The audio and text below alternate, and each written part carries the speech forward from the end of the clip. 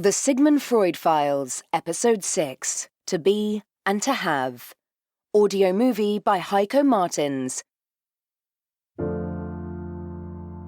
I am the ego, the crowning glory of a society that has become a culture, a spirit that became a science, a life at the zenith and beyond. And still I claim to be the master of myself. I am the super-ego, and I say, you created the situations in which this was even possible in the first place. We create the land while we conquer it, just like the land. I am the id, and I ask, which came first, the chicken or the egg?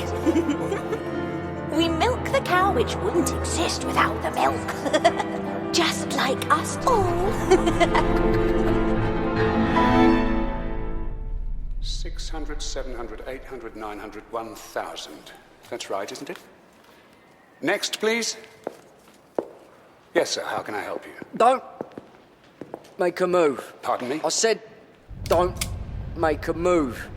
Stay calm and quiet, all right? Listen, you can't I just... said don't make a move. This will be over in just a minute. Got it? Ladies and gentlemen, this is a robbery. Keep calm and don't give us any trouble. Don't give us any trouble, and nobody will get hurt. Please!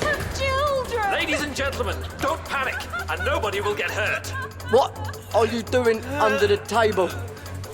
Hands up. I want to see your hands. All right, son. Here are my hands. I advise you not to put up any resistance if you don't want my colleagues to put a bullet in you. Money and bonds, that's all we want. Gentlemen, we hardly have any cash here. You know that. Keep your mouth shut, man. Come on, hurry up.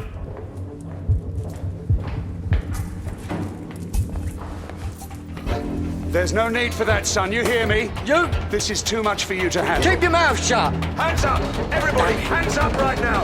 Kill them all. Get out of here. Put down that weapon or I'll blow you away.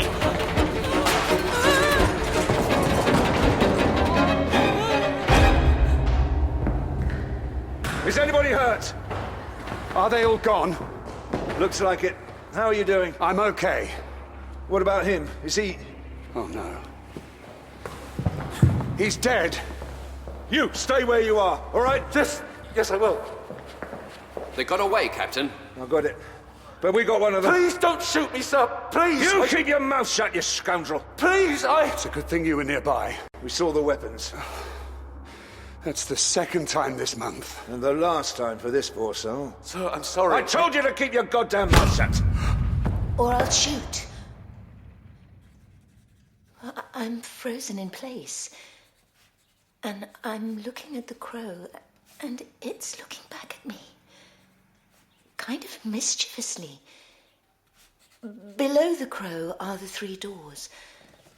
One of them is shimmering gold. One is silver like moonlight. One is dull and made of heavy lead. I know I have to choose one of these doors, and only one of these doors will bring me luck. The others will lead to ruin, or death, or worse. Does the crow tell you any of this? Or are you feeling this yourself? The crow doesn't say anything anymore. No, I'm feeling it. Or I'm remembering it somehow. So, which door do you choose? First, I wanted to choose the golden door. I never had much money, and it seems to me like it will lead to riches. But at the same time, I feel as if I'm blinded. I'm thinking no. If it distorts my thinking, then I shouldn't pick this door. Then the silver door catches my eye. It seems to be a direct path to heaven. It has the light of heaven right in it. But then I start to have second thoughts. What if the light behind the door shines much brighter? Then this choice would blind me as well, and wherever it might lead, I would still be worse off. So, finally, I turn to the door made of lead. It's grey, it's dull, it's heavy, it's plain. It seems to swallow the light. It even seems to swallow sounds. So you choose this door? It seems logical to me and necessary. Do you understand? What happens next? I turn to the door made of lead. The crow sees what choice I'm about to make. The crow curses. Or at least it sounds like that. It's a language I don't understand. Then the crow flies off. I open the door. But before I can hear or feel or see anything... You wake up. My face is completely wet every time. Just like the pillow I'm sleeping on. As if in my dream I'd been crying for hours. But I don't feel any sorrow. I feel calm, serenity, and beauty. Gold, silver, lead. Are you familiar with Shakespeare, Mrs. Moongrabner? My mother always took me to the theatre. Well, since I've been working myself and I have a family, well, you know how it is. Do you remember The Merchant of Venice? Vaguely.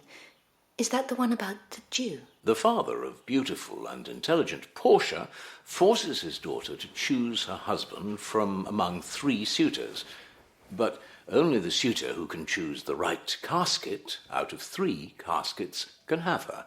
And the caskets are made of gold, silver, and lead. The right casket is the one that contains a likeness of Portia. And actually the 3rd suitor picks the right one, after the others had picked gold or silver. I remember it vaguely. It seems very far away. If you know the play, then you'll know the motif of choosing a casket. Or at least your unconscious will remember it while you're dreaming. But what does it mean? I've already put a lot of thought into this. This kind of choice occurs frequently in the world of myths and fairy tales. You could say that Shakespeare knew a universal truth that we still benefit from today. Or he just stole it. But what do the doors mean? And what does the door made of lead stand for? All myths are equal. It's always the 3rd choice that is best. In King Lear, the motif occurs in the choice of the old man among the 3 roles of a woman. The first is the mother, the 2nd is the lover, the 3rd, finally, is death. So the door made of lead stands for death? It would appear that way at first, yes. But I don't believe that there's a yearning for death manifesting itself here. On the contrary. Although you, just like all of us, will have to die someday, you still give yourself the freedom to choose between the doors. Man overcomes death, which he has acknowledged in his thinking. No stronger triumph of wish fulfillment is conceivable. It allows us a choice, while in the real world we must bow to certain realities. So choosing the door representing death means an absolute wish to live. That's wonderful. It also shows what we've achieved here. I find it difficult to say this, but unless you have the feeling that I can do more for you, I think we're done here, Mrs. Moongrabner. Thank you, Professor. Thank you very much. My pleasure, Mrs. Moongrabner. Goodbye, Professor. I wish you all the best, Mrs. Moongrabner.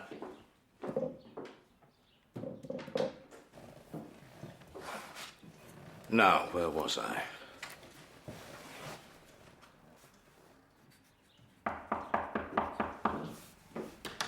Father? What is it, Anna? Karl just called. Ah, the precinct director. What does he want? He probably needs your help. He wants you to come to the prison in Neustadt. The prison? I wonder what I did wrong. Do I have any more appointments today? No. All right, then. Should I come along? No need, my dear. It looks like this place could do with a good dusting. It would only need half as much dusting if you didn't keep spreading cigar ashes all over the room. My dear, I know it's a lot of fun for you. Still, I would ask you not to smash another Egyptian deity while you clean. Such an appetite for destruction as a way of expressing your reluctance is really beneath you. Yes, yes. Could you please arrange a carriage for me first? And if I'm not done by this evening, Please send a solicitor. Yes, sir.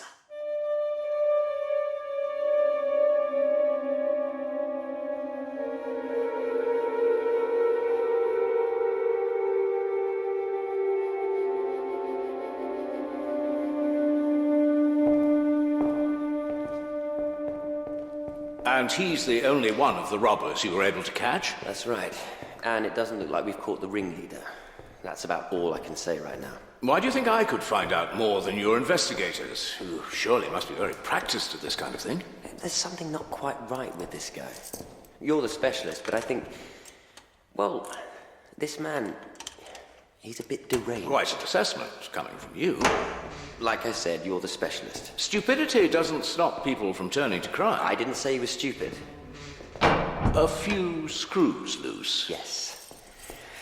Oh, why don't you go see for yourself, if you would? And he lost his brother during the robbery? Yes. His brother was shot by the...